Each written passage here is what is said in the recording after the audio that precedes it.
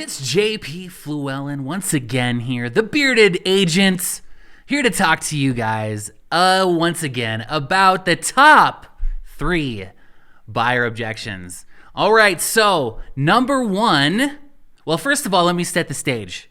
So one of the challenges right now in our market is that buyers are coming up with every single excuse to not buy.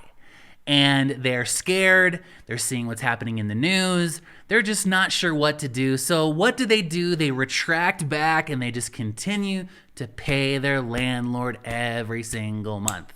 Because if they don't currently own, then they feel like, well, I haven't owned a house before, so why should I buy a house right now?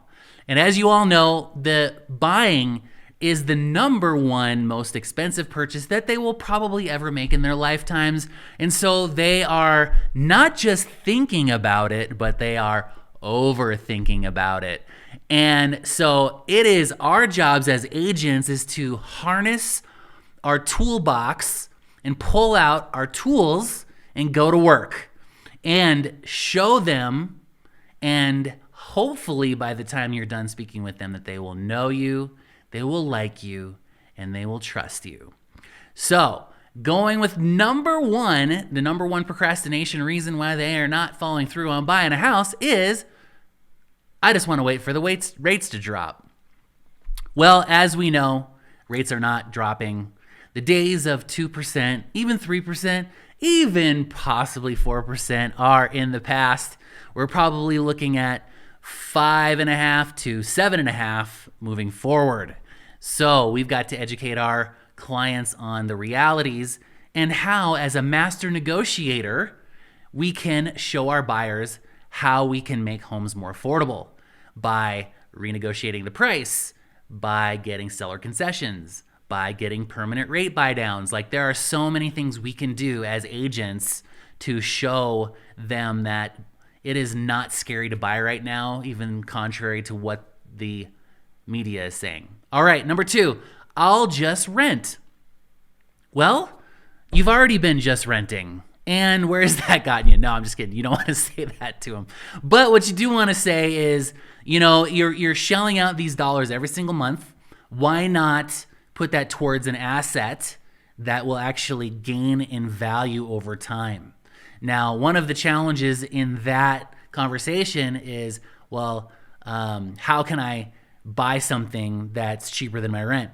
Well, you're going to have to do some very good verbal gymnastics to show them how it is advantageous for them to use those dollars going towards an asset rather than those dollars just going towards the landlord and then evaporating into thin air. I mean, at the end of the day, they do get a place to live, but why not make it your own?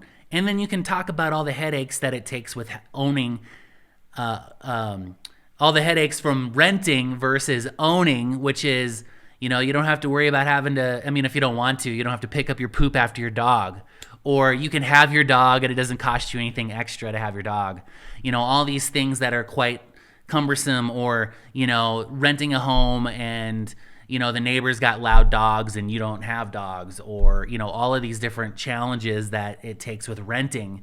And at the end of the day, one of the other pieces is that, the landlord may just one day call and say, I'm giving you 30 days notice. And now you're stuck trying to figure something out. And this is a cycle that we see quite often with renters, where they are constantly having to move in and then move out because, I think right now landlords are even in a position to where they're probably offloading a lot of their single family rentals because, in 5-10 years from now, they're freaking out about the rates and that the value of their properties might go down. So that's why they're putting their stuff on the market. So you want to educate your buyers, that your potential buyers, educate them that, that renting is not the be all end all. Yes, it might be comfortable, it gives you flexibility, but at the end of the day, it's still, the reality is that you're throwing money away. You're making somebody rich, which is their landlord. And then lastly, house prices are becoming too expensive. Well, right now, as we all know, And you just got to educate your buyers that things are trending downwards in the markets, as well as that, negotiations are back in full force where you can actually negotiate to where, everybody's getting a good deal. You can negotiate concessions again, like I mentioned earlier, and really showing them the numbers and not getting them to focus so much on, what is the rate or the cost versus the payment. The payment at the end of the day is the true cost to them as the buyer.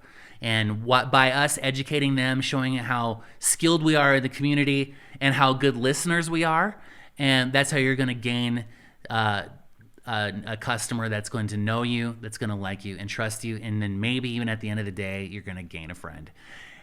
All right, well, that concludes another Bearded Agent Minute or 5. And we'll catch you guys on the next video. Peace!